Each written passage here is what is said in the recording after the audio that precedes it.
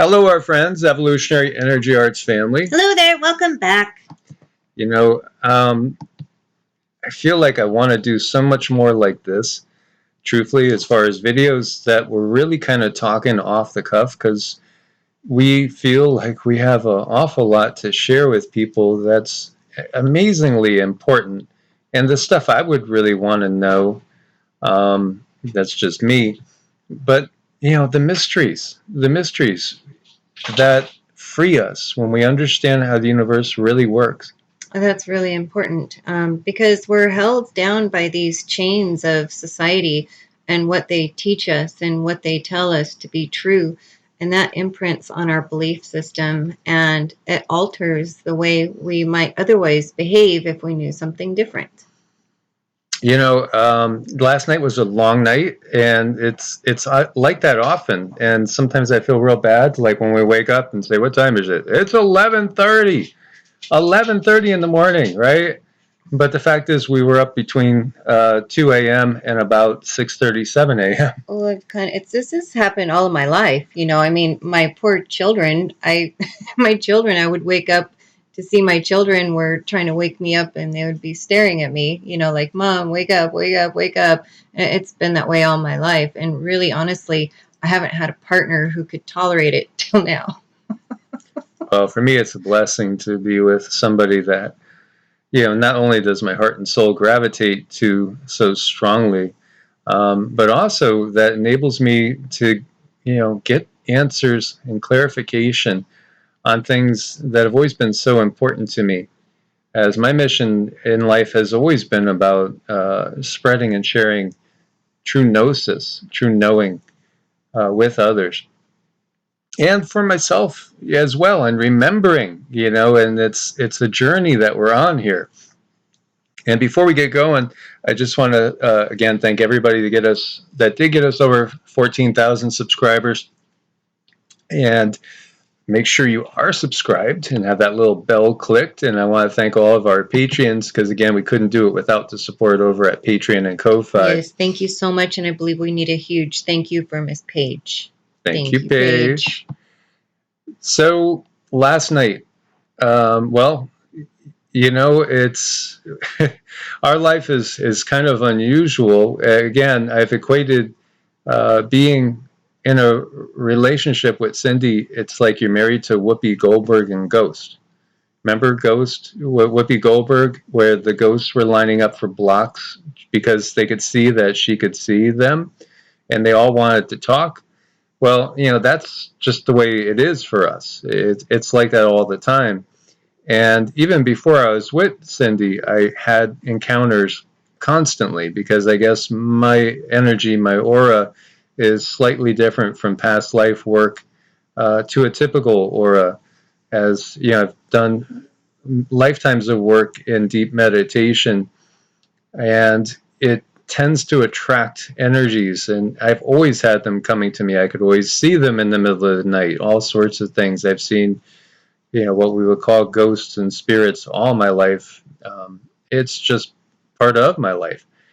But now with Cindy, it's pretty wild. So we were sitting last night in the living room, and I perceived what I saw as a little bit of a flash of light coming from the bedroom.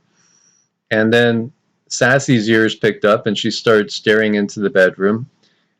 And so I asked Cindy, I said, "Do you see anybody around here?" And she said, "Yes, there's a little boy."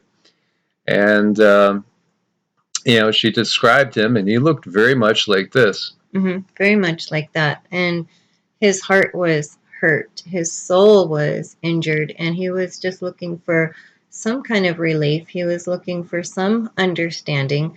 Unfortunately, it's a situation where I have to be careful. I can't allow these energies into me, or I could get sick too. But we did manage to remove some blocks from him and make his world a little bit bigger.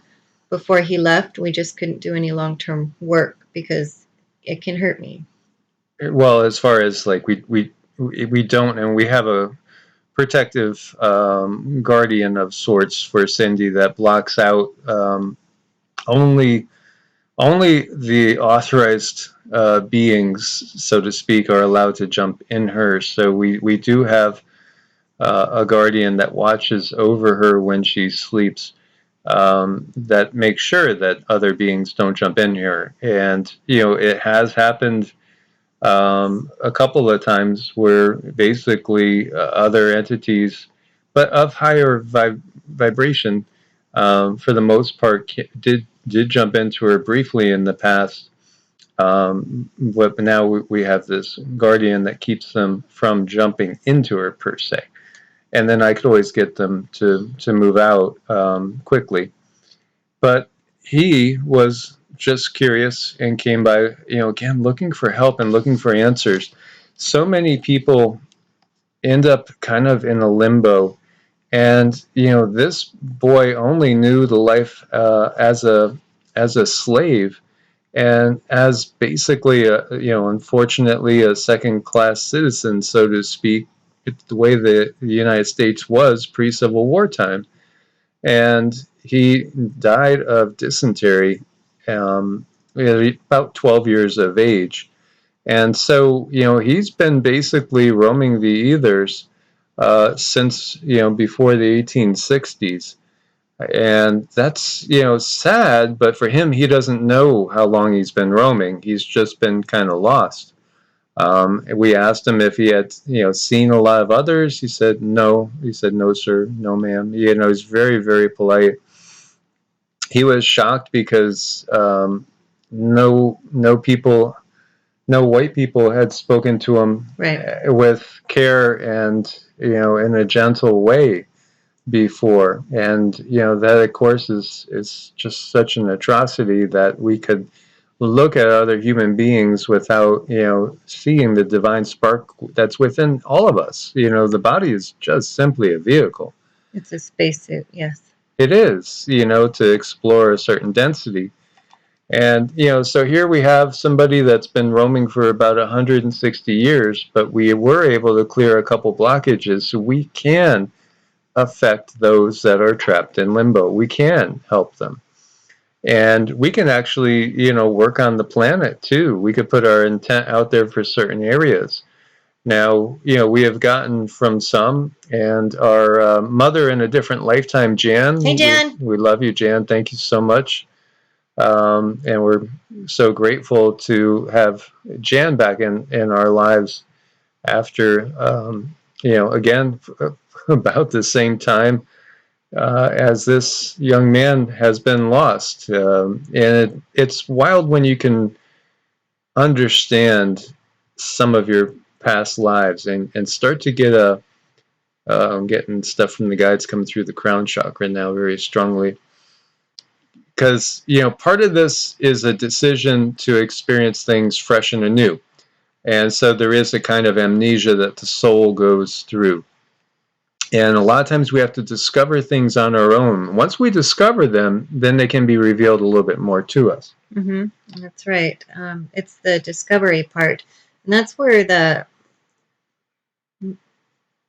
good entities, they don't want to disrupt our journey. They don't want to disrupt our life path. And sometimes, no matter how bad you want answers, you have had this understanding before you came here that this was your journey, your path. So there are some things about understanding the afterlife or seeing beyond the veil that we have to adhere to so that we can live our own experience.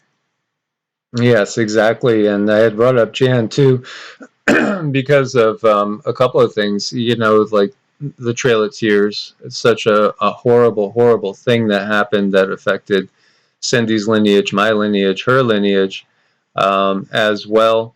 And, the atrocities we see on the battlefields, all these things cause souls often to become, lost, so to speak, for a time, to really be wandering in confusion and need healing.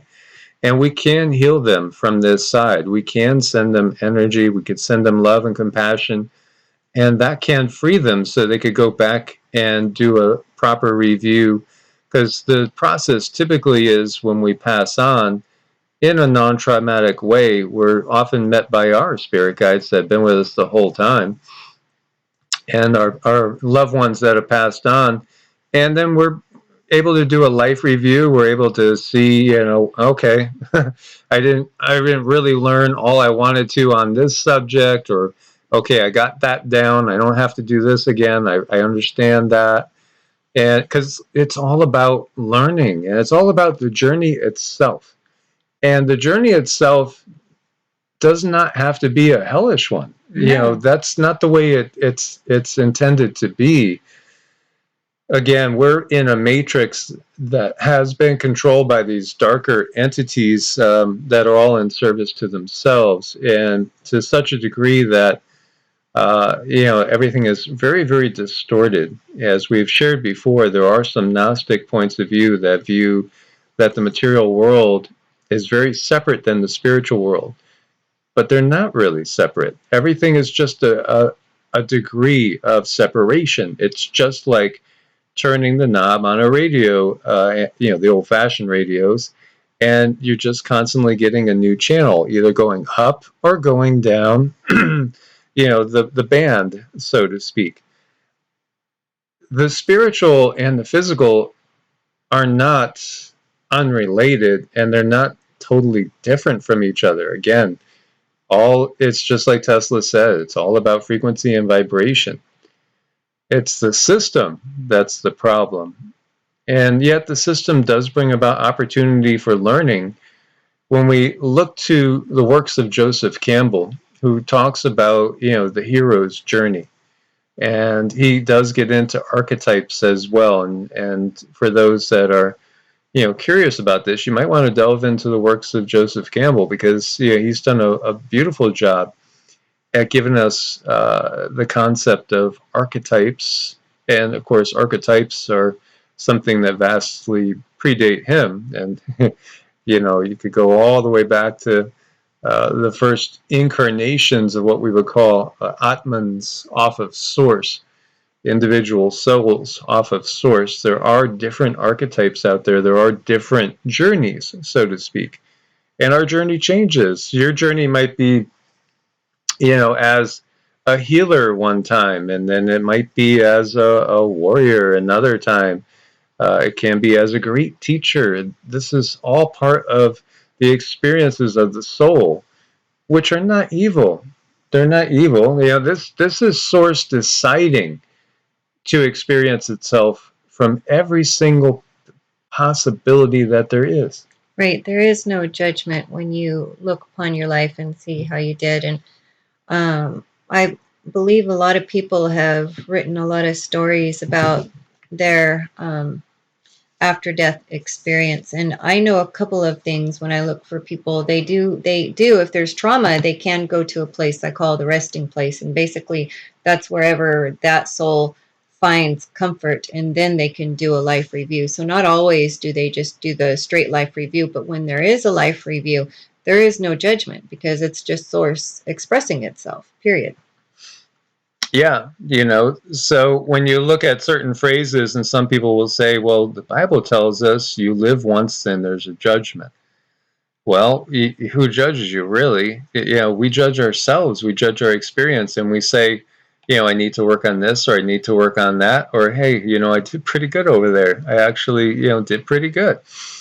So this is a way where things are distorted, so it makes us feel like there's there's a vengeful, at times, God out there that is looking to punish us for the things we did wrong, and that's not the case. Not the case at all. When we encounter these beings on the other side, they're so benevolent. The beings in the higher densities are so full of love. They're so full of understanding and compassion and non-judgment. So the judgment that we get is the judgment that we ourselves do. What do we need to learn in order to keep going on our journey? Our journey is one which we become an individual soul. And there are souls of all different ages, so to speak, as Source is always birthing new souls. This is a never-ending process. And so you have some souls that are very, very ancient and have gone through perhaps millions of incarnations. And eventually they leave source, they have their experiences, and then they return to source. And the goal of Buddhism and so many of the Eastern philosophies, like Hinduism and Jainism, it's that return to source. It's that liberation, moksha. It's that, reunion with the one cosmic consciousness that there is, the one ultimate consciousness. But in reality, if Source decided to branch off as an individual soul to have a unique experience, is it not really all about the journey itself? Not so much about that reunion.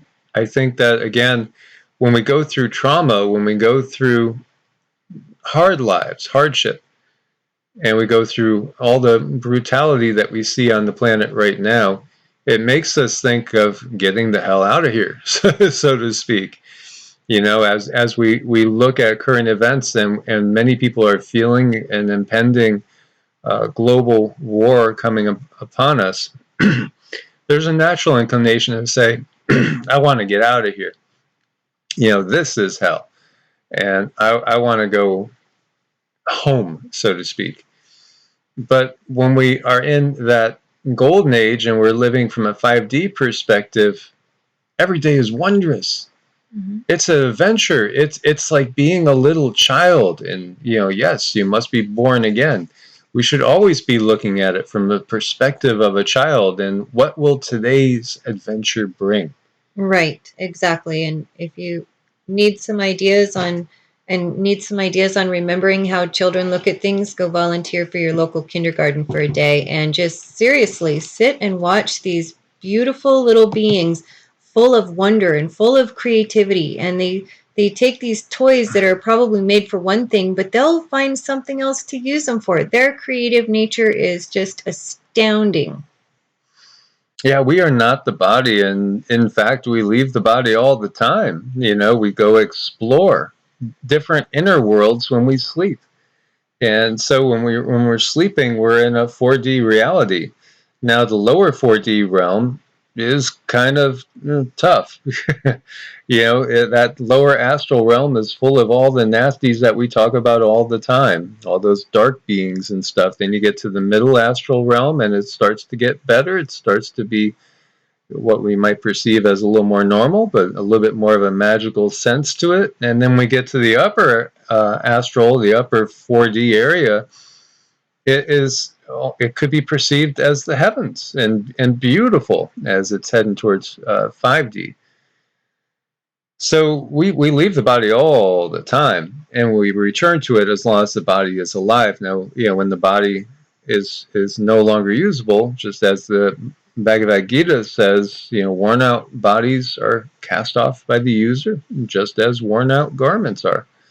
And it's on to another body. Of course, there might be a short period of time between incarnations, or there could be a vast period of time in between incarnations. Everyone's unique, and it's up to you, really. Mm-hmm. It's a choice. The soul migrates from body to body. Weapons cannot cleave it, nor fire consume it, nor water drench it, nor wind dry it.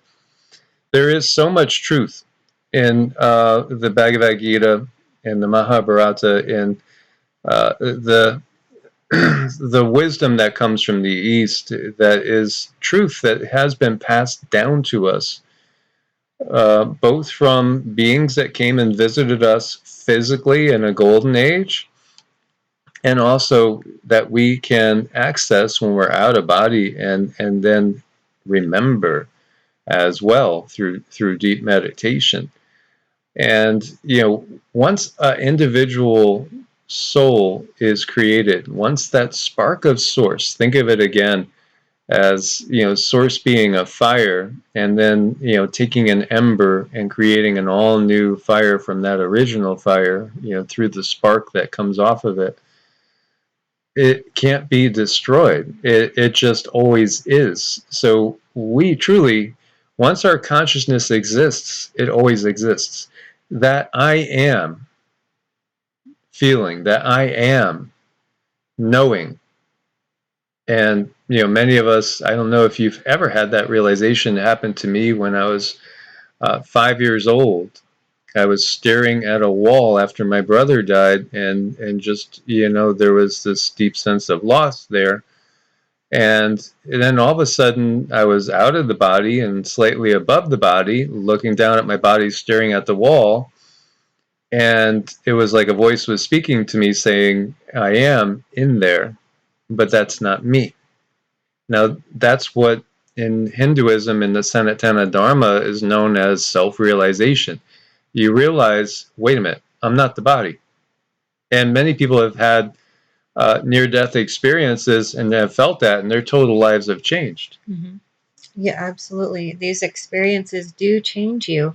And I think that's why the controllers like to come along at an early age and place all this information in front of you to keep you from discovering who you are. Once we discover who we are, what we're about, how powerful we can be, they start losing control. So you want to be curious. You definitely want to look outside certain readings. I know I struggled so much with looking outside the Bible for understanding. I was like chained. I was being controlled. And as soon as I stepped outside of it and started to take in different understandings, then it all became crystal clear that this is what we're supposed to do. We are supposed to explore and experience and allow all of these things to penetrate our lives for our personal experience. Absolutely. This is not about judgment and vindication and all those negative things. This is exploration. It's learning. It's growing. It's having fun. This is what it's supposed to be. Your heart energy center is your key to your connection to the symphony of the universe and the I am presence. Open your door.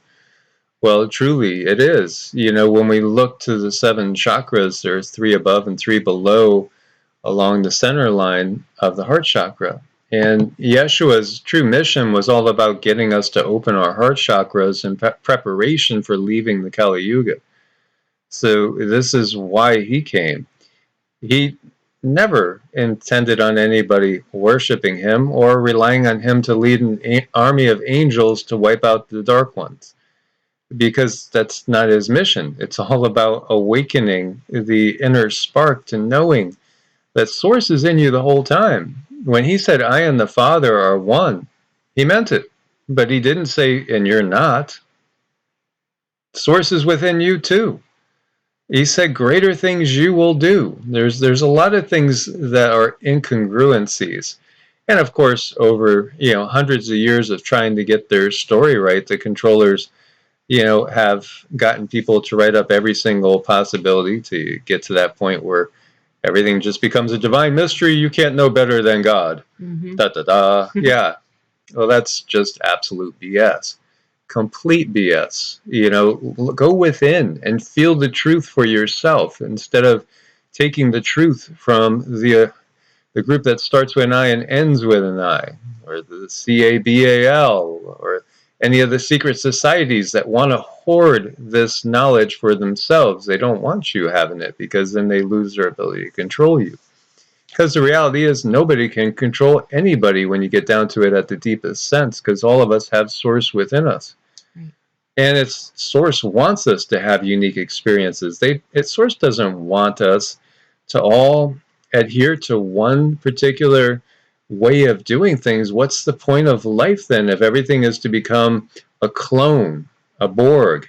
This is exactly the opposite. So the heart center is the key. When we open up the heart center, then it opens up possibilities for the soul to truly fly. Mm-hmm. Absolutely. Absolutely. That heart chakra is key. Yes. And it's like we have to awaken those that are sleepwalking through life. And we're going to go into more detail. I actually had planned a totally different video to do, but after this encounter last night and with this young boy, this just came to mind, and I just wanted to share this with you.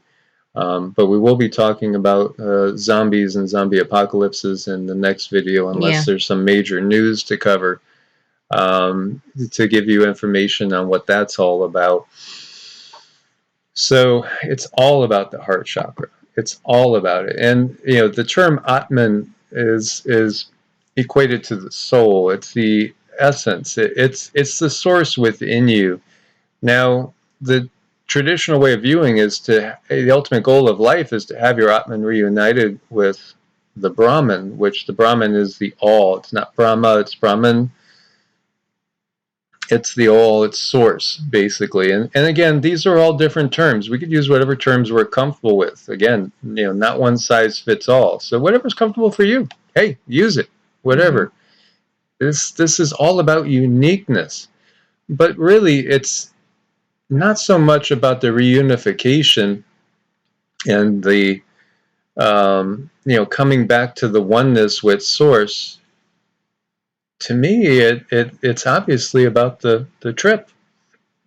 It's all about the ride, because this is how we learn and we grow, and this is why source branches off into all different sorts of forms and shapes and sizes and densities as well.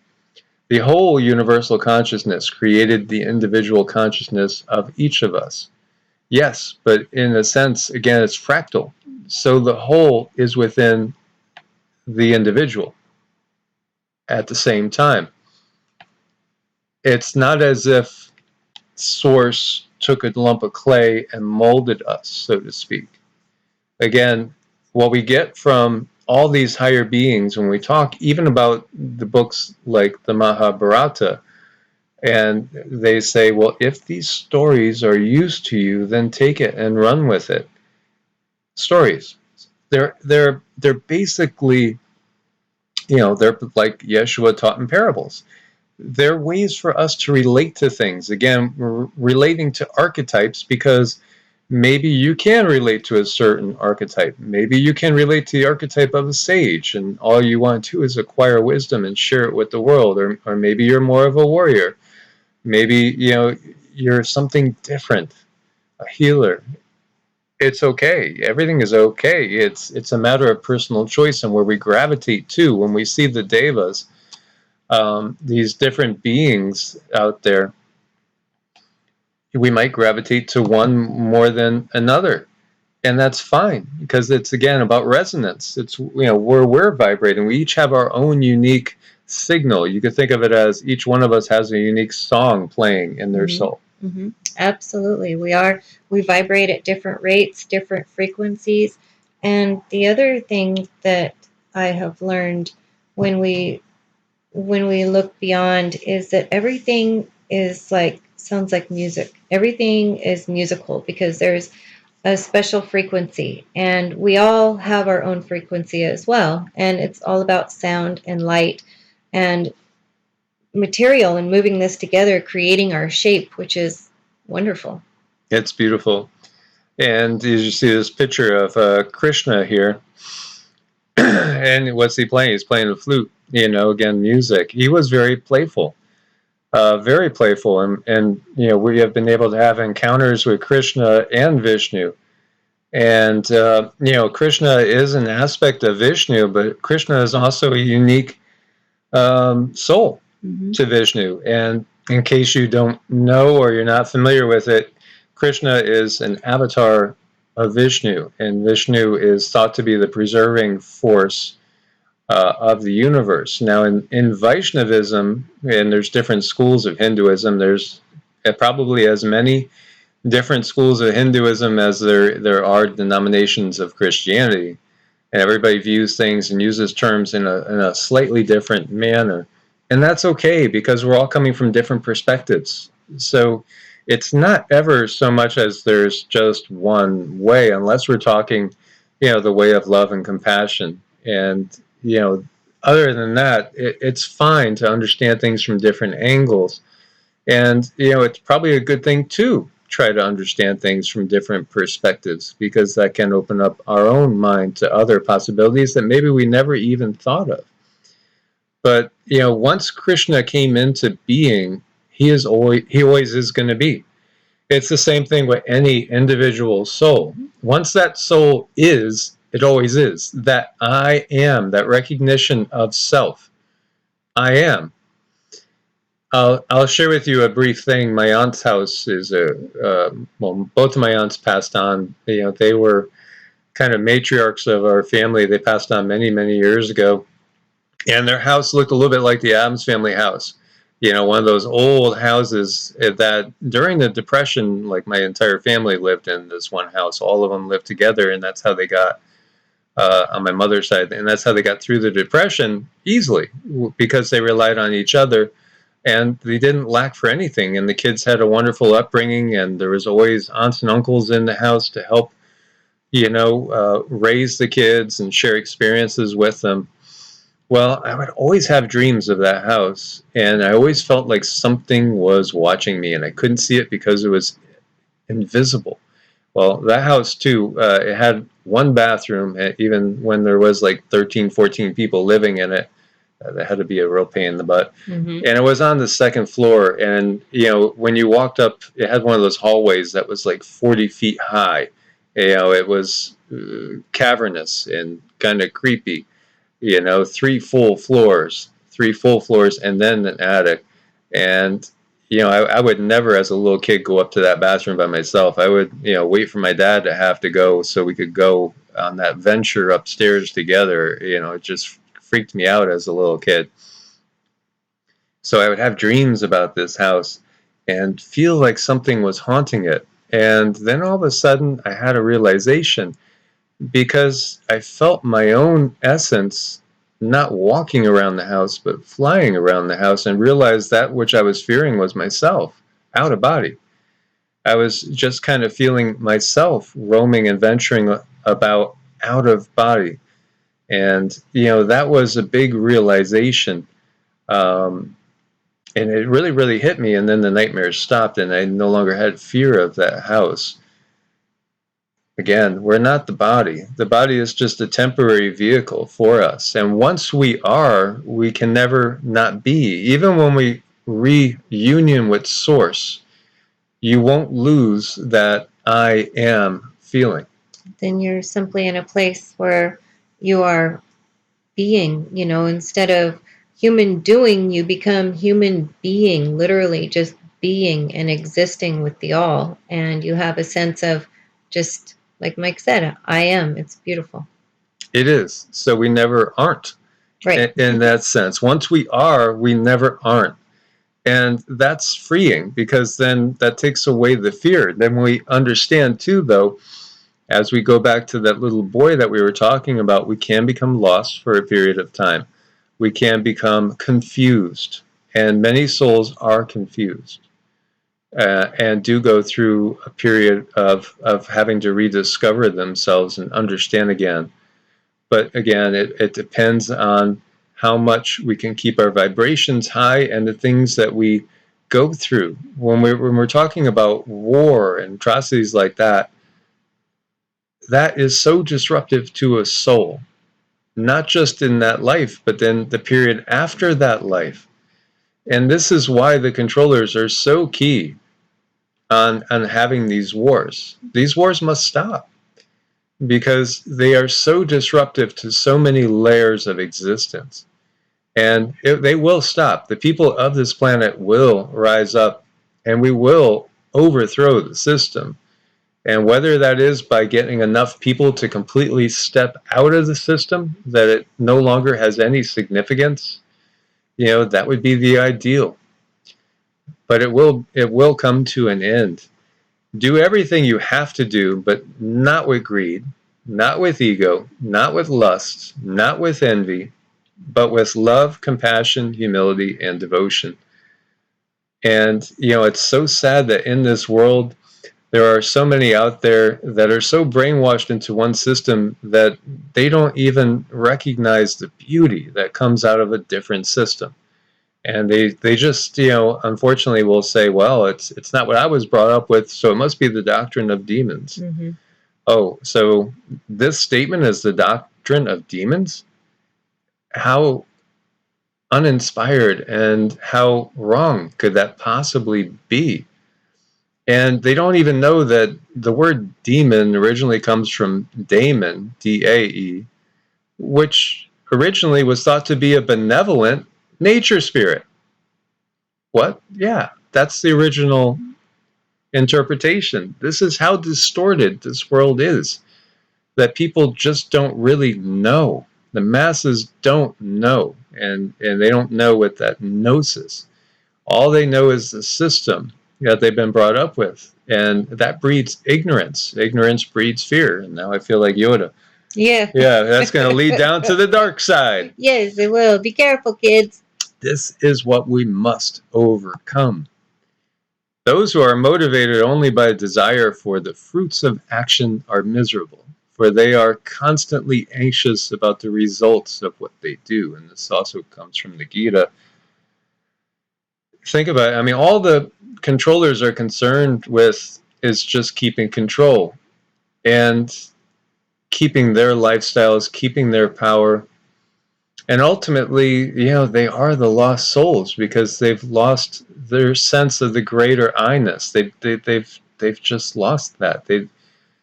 They are stuck, truly, and in many ways to be very, very, I guess pity is the word that we would have, because they've lost that heart-centered connection that we were speaking about with Yeshua that leads you to the higher realms. Without that, you're stuck, and you're not going to go past a certain level of growth.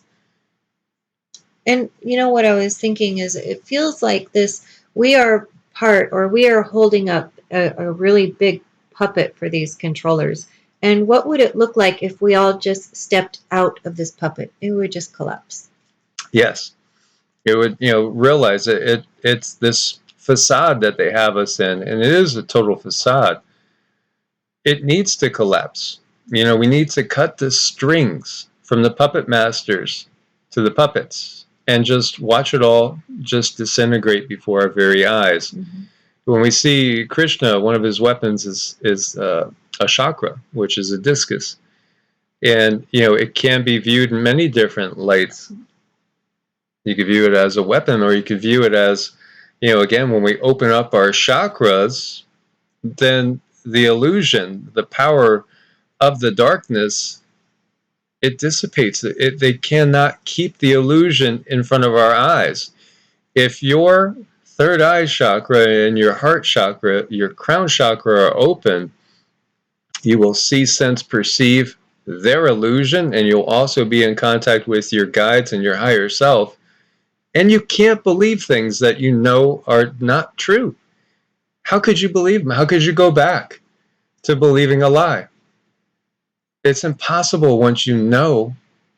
So in some ways, the chakra that Krishna throws at the darkness is really just opening up our own chakras within our body. And Avalokiteshvara is basically the Buddha of compassion, and is thought to have 108 incarnations. There's that number. Why do we do 108 mantras? Again, well, 1 + 8 = 9, and 9 is completion of sorts, and it's also thought to be a very blessed number. So this entity is a bodhisattva, and bodhisattvas are enlightened beings who are destined to become Buddhas, but postpone that final stage in order to help humanity. And it literally means the Lord who looks down with compassion. And in some traditions viewed as being masculine, some feminine. Ultimately, when we're spirit, when we're not in a physical body, we have found that there are essences of masculine and feminine even out of the body. It's a divine interplay of energies. And again, it's not like this 3D existence is non-spiritual, because it is still spiritual. Again, everything is energy, everything is consciousness. Matter is just vibrating at a much slower rate. So 3D, it's a slower vibrational frequency. As we go up into 4D, it speeds up. 5D speeds up. 6D speeds up more. It just constantly goes at a higher vibrational frequency. When we see these benevolent beings like our guides, the ones we call the mothers, they are just so full of loving compassion, and we're so happy that so many people have made comments and said, you know what, I reached out to Aset when you said to reach out to Aset, who is known as Isis to most of this world at this time. Or I reached out to Kuan Yin, and it felt like I was coming home. I could feel the love. I could feel the instant recognition, like I've been missing you, and reacquainted with something, an energy, consciousness that you have known in the past, but has been sorely missed. Mm-hmm. Absolutely. Reaching out to these entities, it's not a bad thing. It's for your own growth, and they definitely want to help. And we are honored that we can be a vehicle to help bring this assistance and help connect people. That's just really awesome to be part of something like that. And the use of mantras can take you right to them, and they do respond like that. Mm-hmm. It's just amazing, the response. And I've known of so many people that say, why do my prayers go unanswered? But who are you really praying to? And what is your mind when you're doing these prayers? What is your frequency? Are you coming out of a place of fearfulness? Are you believing that you are born into original sin and worthless? Just those thoughts alone can cause separation. This is all the control system of the controllers. Because when you get up into this world in these higher densities, these beings are just amazingly benevolent, beautiful beings that, the love that comes off of them is just almost indescribable. The bliss that emanates from them.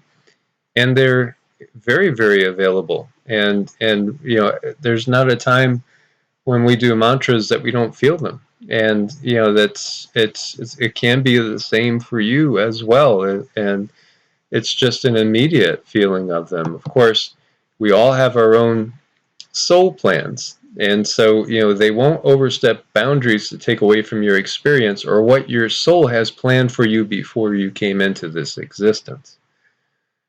And that's part of that bigger picture. So what's the difference between angels and, say, a human soul? And ultimately, it's one of form and function. The human soul is just it's soul that's having a human experience at this time, whereas angels are beings that are in service to others, and they're here to help and to guide and to protect. And so you could view it as more of a form and a function, a different purpose, but that can change because a soul might have a human experience, might go through 100 human experiences or 1,000, and then decide, I want to do this from a different perspective and take on the role of an angel. So it's not that the angels were created differently than a human soul, so that's another complete misperception. There are many people, and I was just doing someone's chart, that many people who I see beyond the chart that are able to be something much bigger in other realms. And it's obvious that they have come from other realms because of the planetary positions. They have a lot of ability to move beyond this world. Absolutely. And we don't just incarnate on Earth or in this solar system. We could incarnate anywhere, and we could move about. When this universe was created by its creator, and again, the creator of this universe is not necessarily Source, although Source, works through all sorts of beings. Because once we become an individuated Atman, individuated soul, we could continue to grow and to grow and to grow. And after countless incarnations, we could get to the point where we are actually creator gods. And, we are creators right now. The whole purpose of everything is co-creation. What are you going to create? It's up to you. And in a sense, it's already written, ye are gods, because all the beings that are inside you, trillions of individuated entities that are inside you right now in your physical body, also in your energy bodies, you are a god to them. Just like if we wanted to look at it from the viewpoint of a Vaishnavite, A Vaishnavite is a person that recognizes Vishnu as the creator, yet they also recognize that ultimately there's a source behind Vishnu. Vishnu is still a being. It's just a being that has gone through much, much more than the typical human soul at this point in time, but is a creator being. And so a Vaishnavite would view this universe, not necessarily another universe, in whatever we want to term it, whether we want to term it a megaverse, a multiverse, an omniverse, whatever you want to call it. Because again, one universe is nothing but a single cell in something larger. This is how it is. This is how it goes on forever. So the creator of this universe is obviously, in some senses, perhaps we could view him as an elder brother, a much, much elder brother, a guru. And many of the Eastern traditions, and ultimately they'll say, like the Sikhs, Wahe Guru, like the great teacher, our ultimate teacher, source itself. But there's many gurus, like Shiva Guru, Shakti Guru. So Shiva Guru, we could basically, view Shiva as consciousness that exists before matter, Shakti, the mother energy, as the matter. And ultimately, we're the union of that consciousness and that matter.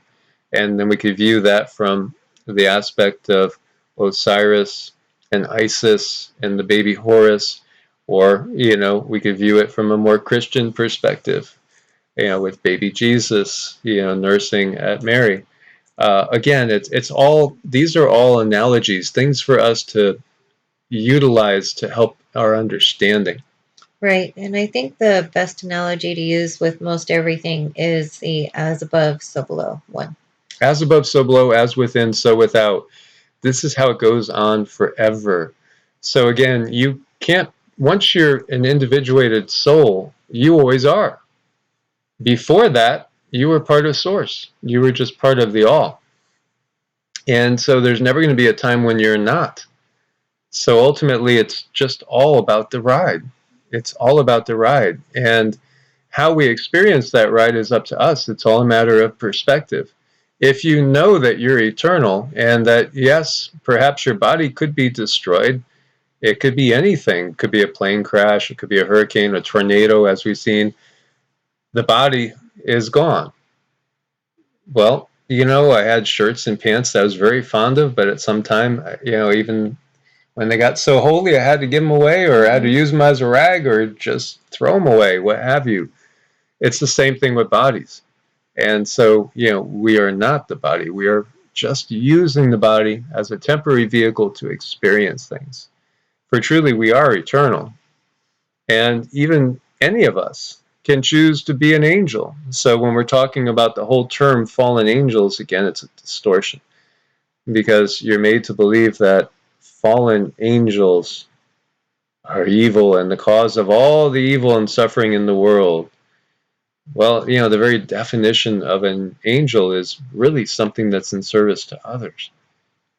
And so, they're not necessarily fallen unless they've chosen to incarnate inside a 3D body to help raise up other people's vibrations that their minds are closed off and locked up and they can't see.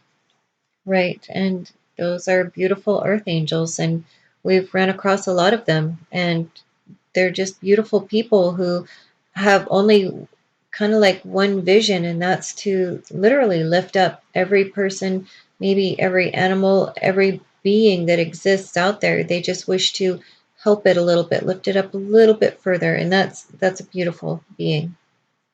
In the very archangels themselves, some have current incarnations here on earth with aspects of themselves here in bodily form as we speak. So, again, we're never alone. And you feel free to call on Yeshua anytime, Kuan Yin, any of them, the Marys. the archangels, any of these beautiful benevolent beings. Anytime you feel that you need to, call on them, and they will be there with you. So as always, guys, thank you so much again for your support on Ko-Fi and Patreon. I hope you guys found this interesting. Please do share your comments, and please do share the videos. Let's wake people up to the reality of what truly life is all about. As always, God bless and namaste. Namaste.